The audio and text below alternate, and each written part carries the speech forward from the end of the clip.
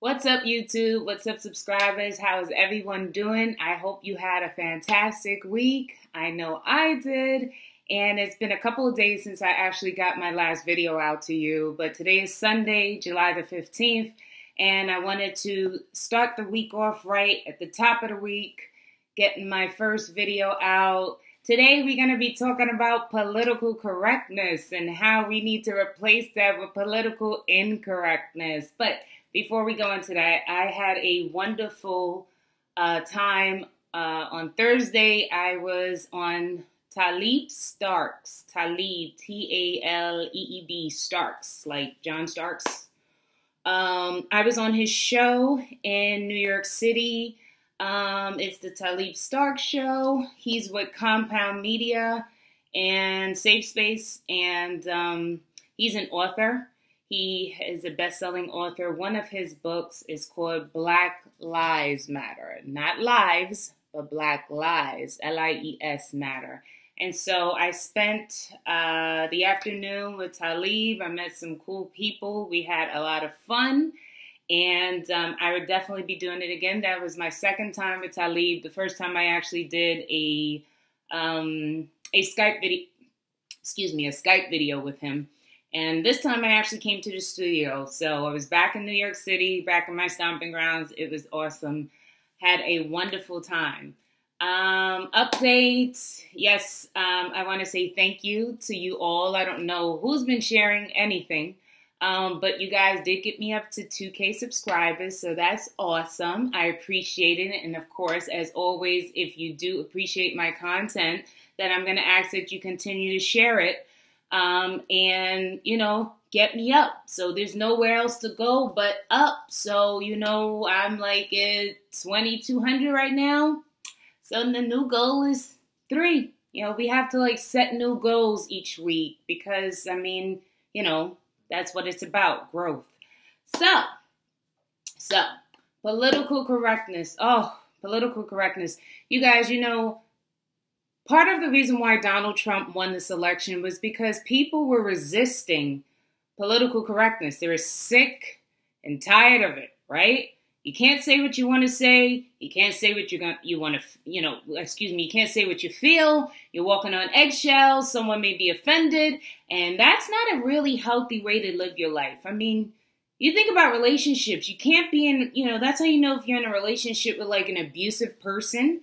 If you can't be the person you want to be, if you can't express yourself in the way that you want to express yourself because you have to walk on eggshells because God forbid, if you step on that shell, God forbid what's going to happen. So anyhow, political correctness, I know you've heard the term before, but it is defined as a term used to refer to language that seems intended to give the least amount of offense, especially when describing groups identified by external markers such as race, gender, culture, or sexual orientation. The concept has been discussed, disputed, criticized, and by commentators from across the political spectrum. The term has often been used derisively to ridicule the notion that altering language usage can change the public's perceptions and beliefs as well as influence outcomes.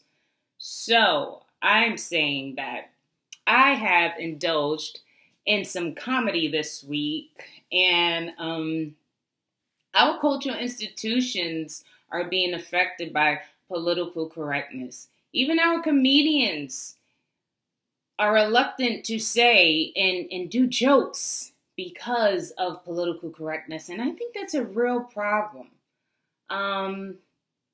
So anyhow, I mean, the most recent example of that is, let's think about Robert De Niro. Robert De Niro has always been one of my like top dog actors. I don't think I like him anymore. Why? Because I liked him better when he was being a tough guy, entertaining me in movies like Taxi or Goodfella or Casino or Heat. And I mean, awesome, fantastic actor, plays the best tough guy. But I don't really want to hear about your politics. They really don't matter to me. I think I prefer you entertaining me on the screen than advising me on anything having remotely to do with politics. So, that's the issue with Robert De Niro. Let's not forget, Robert De Niro just recently, the president's getting ready to go sit down with Kim Jong-un. And the day before on the Tonys, you have Robert De Niro. We all know what he said. So it's like, and I could tell you, I live amongst and I know lots of Italian Americans, although I believe Robert De Niro's mixed. He's like part Irish and Italian. They're not feeling it.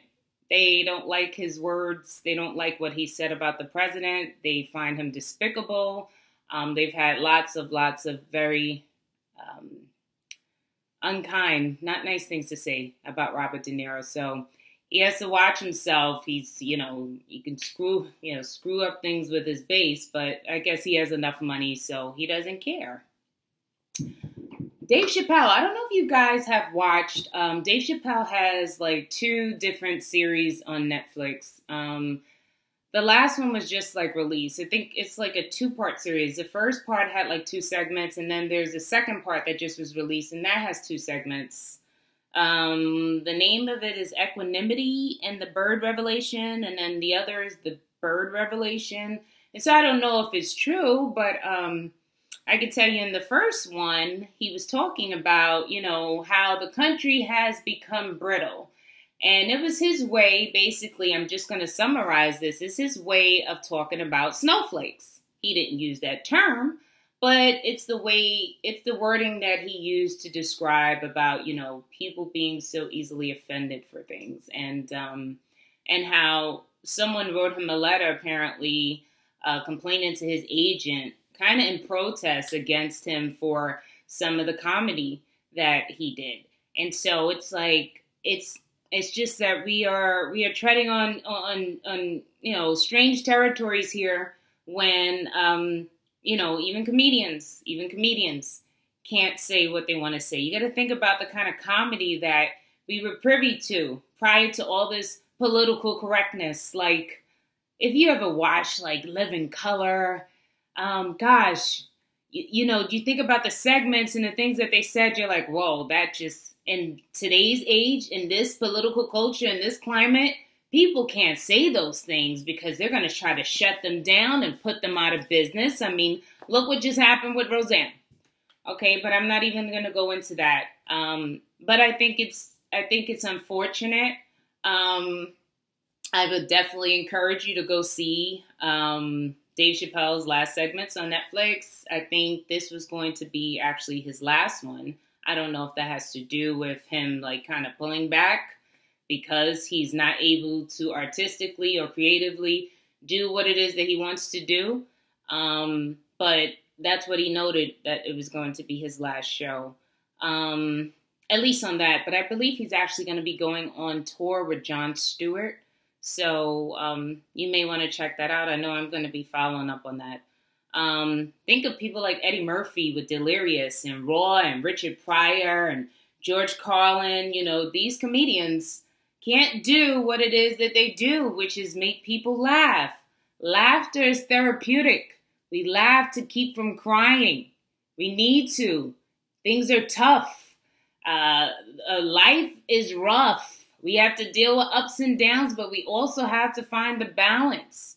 And if we just walk around and we're enraged all the time and we're upset all the time, that is so unhealthy. We can't be that way. That's not normal. It's not normal. And it's counterproductive.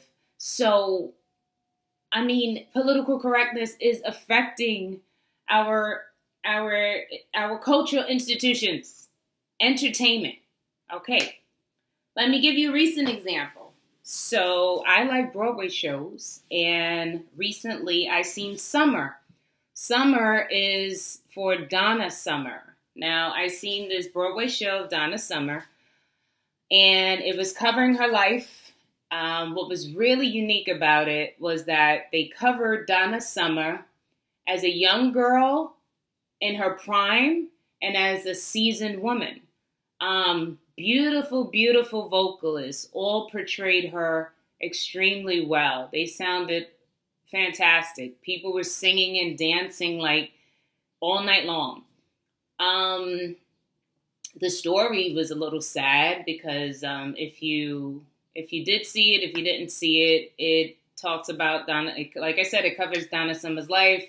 It seemed to imply that she was perhaps molested when she was younger by someone in her church. She found out later on that her manager was giving her a crappy deal as far as with her contract. And she ended up finding out and suing him. He ended up getting sick and dying of cancer. She felt responsible for it. She was suicidal. So you went through all these different emotions with it. But what I couldn't get my head around and really was like, really, after, I enjoyed all this stuff going on. But there was a bunch of virtue signaling going on. Lots of virtue signaling going on. One of the things that happened was I didn't understand. Like, do you guys remember, like, Madonna's video? I don't know if this is, like, 84, 85, and it was, like, Material Girl. And she had, like, all the guys in this, like, black and white suits, and they were, like, carrying her around and all that stuff. I remember. I love Madonna. So I remember watching and, like, oh, it was just so beautiful to me. So I was reminded of that again when I actually seen Summer because, it was like, they had this scene where, like, it was supposedly men parading around Donna Summer because Donna Summer was portrayed as this sex symbol. She was this songstress, and they were promoting her as, everyone wants to have sex with Donna Summer. You have to see the show. For the most part, like I said, that was good, but it was a virtue signaling. So instead of having men, parade around Donna Summer, they had women dressed as men with hats on and, the old suits and things. And I was like, why can't they just get a man to do that or a real man? Why do we have women dressed like men? So I really didn't like that part. I'm sorry. I'm just being honest. Like, I didn't get it. So, but they did that. So anyhow, outside of that, for the most part, it was a good show, but it's all the virtue signaling. It's all this pushing an agenda. Can we not go to places and just be entertained anymore? Do we have to listen to what someone feels? Does everybody have to grandstand at some point in time and have to say what they feel politically and put it out there to the world? And I mean, it's so exhausting. So I'm kind of sick of that. And then, the other day I was like, I had a playlist on. I was getting ready to go meet actually with some clients, and I had a playlist on, and a song from like the late 90s came on my playlist. And, sometimes your song come on your playlist, you're like, oh yeah, I remember that song. So this song is from 1999. It was Nas featuring Puff Daddy, Pete Diddy, Sean Combs. He has all those names. And it was Hate Me Now. So I was listening to the lyrics, right? So if you don't know the song, you could look it up.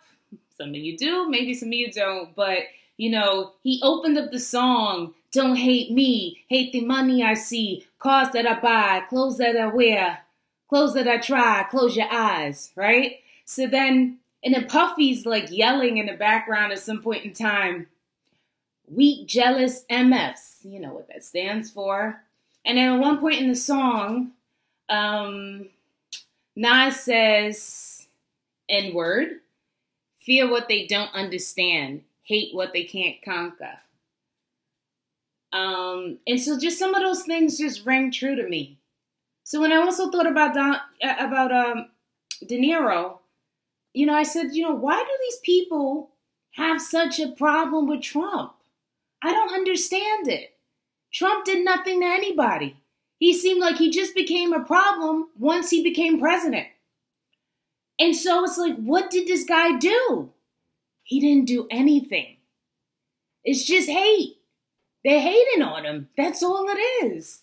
And I mean, I'd rather listen to the real brute, the real tough guy, opposed to the one that acts and entertains me as a tough guy, because you really aren't a tough guy. I mean, it just seems like it's jealousy. And so I don't know any other way to equate it.